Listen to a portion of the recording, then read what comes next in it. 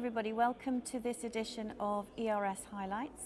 My name is Sian Feller and I work within the respiratory franchise at GlaxoSmithKline, and I'm joined by Norbert Behren, Professor Norbert Behren, who's a global medical expert with us. Norbert, you've been to a session this morning called The Complexities of Managing Mild Asthma, and there's a lot of discussion at the Congress about mild asthma. Yeah.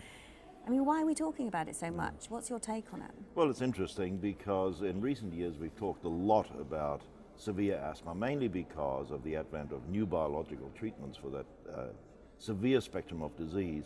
And the reason we are addressing mild asthma again is because, in fact, the majority of patients with asthma have mild disease.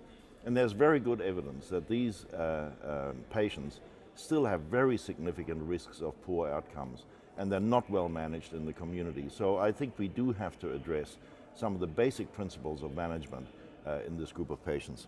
And I know one of the sessions within that morning session was talking about the Sigma data again. Yes. And wherever we go across the Congress, there's been a lot of discussion about the Sigma data. Yes. What's your thought about the buzz around that? Yes, well, these are two very important papers that have been recently published in the New England Journal. And they basically address some of the treatment outcomes we want to achieve in these patients with mild asthma. So just summarizing what we want to achieve is two outcomes. One is to modify the clinical expression of the disease in terms of exacerbations and disease control.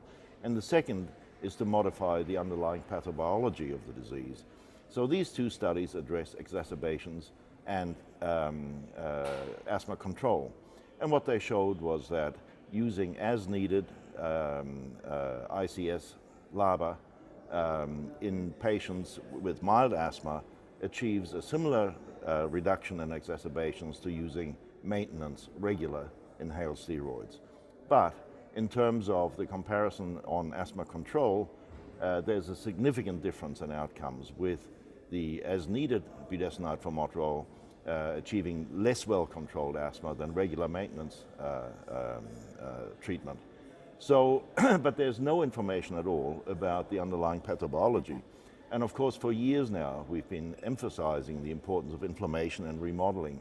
So when introducing a new treatment paradigm, one of the things we really must address is whether we are actually modifying the underlying pathology, that is the inflammation and the remodeling. So we really need better studies, of longer duration, and also with inflammatory biomarkers to give us some indication that this form of treatment is modifying the disease process. So there are some studies being done in New Zealand at the moment looking at inflammatory biomarkers, and it'll be interesting to see what these show when they're finally published. So in the end, the conversation is going to go on? The conversation will continue.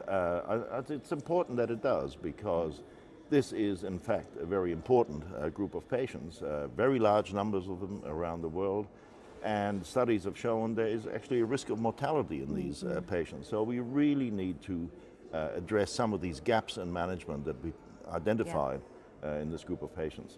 That's great, Norbert. Thanks very much for joining me, and thanks very much for joining this edition of ERS Highlights. Thank you.